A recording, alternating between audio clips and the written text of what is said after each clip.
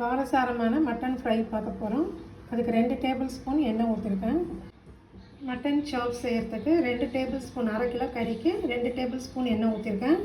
இதில் வந்து நம்ம பட்டை, லவங்கம் அந்த இதெல்லாம் இருக்குங்களா, ஹோல் ஸ்பைசஸில் ஒன்று சேர்த்துக்கலாம். இது பொரிஞ்ச உடனே கருவேப்பிலை கொஞ்சம் சேர்த்துக்கோங்க. நல்லா வாஷ் பண்ணிவிட்டேன். ஒரே ஒரு ஏலக்காய் சேர்த்துட்டு பொடியாக கட் பண்ணியிருக்கணும். கத்திலே கட் பண்ணிங்கன்னா டேஸ்ட் நல்லாயிருக்கும். நல்லா தூளாக கட் பண்ணால் வெங்காயம் கொஞ்சம் ப்ரௌனிஷ் கலரில் வரட்டும்.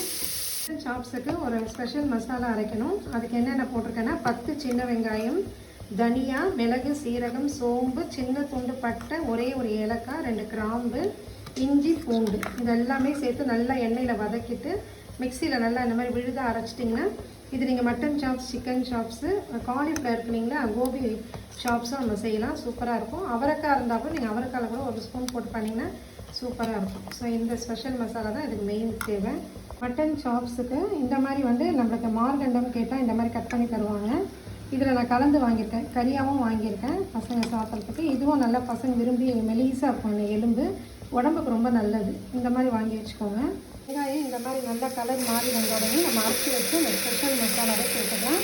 இது வந்து கத்திரிக்காய் சாப்ஸு ரொம்ப நல்லாயிருக்கும் டேஸ்ட்டாக. அதில் வந்து கொஞ்சம் தேங்காய் சேர்த்துக்கணும். வதக்கும் போது 2 துண்டு தேங்காய், 1/4 கிலோவுக்கு வந்து 2 துண்டு தேங்காய் இதெல்லாம் சேர்க்கும்போது ரொம்ப டேஸ்ட்டாக இருக்கும். கத்திரிக்காய்லாம் அப்படியே நம்ம சாப்பிடும்போது ரொம்ப டேஸ்ட்டாக இருக்கும்.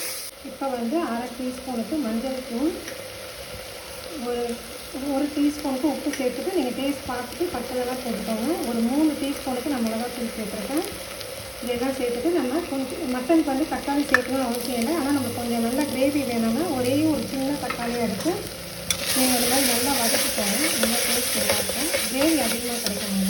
இப்போ இதில் பொடியாக கட் பண்ண கொத்தமல்லி கொஞ்சம் சேர்த்து வதக்குங்க. ரொம்ப டேஸ்ட் நல்லாயிருக்கும். அதுக்கப்புறம் ஃபைனலாக நம்ம கொஞ்சம் கொத்தமல்லி வச்சுக்கிட்டோன்னா அதையும் போடலாம்.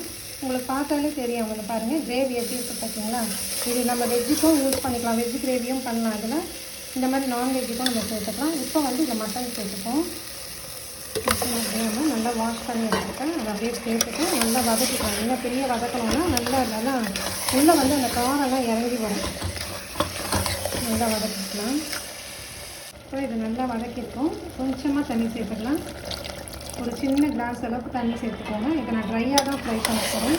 இது வந்து ஒரு சின்ன ஆடு, ரொம்ப பெரிய ஆடாலாம் நீங்கள் ஒரு 4-5 விசில் கொடுக்க வேண்டியது வரும். இது ஒரு 3 விசில் கொடுத்தாலே அதுக்கப்புறம் திருப்பி நம்ம திறந்துட்டு அதை நம்ம வதக்கலாம். ஸோ அது ஒரு மூடி போட்டு நம்ம ஒரு 3 விசில் கொடுத்துருவோம். இப்போ 3 விசில் வந்து ஓப்பன் பண்ணி பார்ப்போம். சூப்பராக நம்முடைய இது இன்னும் ஒரு 2 நிமிஷம் நம்ம கொதிக்க வச்சோன்னா நல்லா கொஞ்சம் திக்னஸ் வரும். இப்போ எனக்கு கொஞ்சம் கிரேவியாக வேணுன்றதுனால இந்த இதுலேயே சாப்ஸ் மாதிரியே நான் எடுத்துக்கிறேன். உங்களுக்கு இன்னும் நல்லா ஒரு சுத்தமாக வேணும்னா நீங்கள் இன்னும் கொஞ்சம் கொதிக்க வச்சுக்கலாம். நம்மளுடைய சூப்பரான மட்டன் சாப்ஸ் ரெடி. கண்டிப்பாக நீங்களும் ட்ரை பண்ணுங்கள். சூப்பராக இருக்கும். நம்ம அடுத்த வீடியோவில் பார்ப்போம். தேங்க்யூ.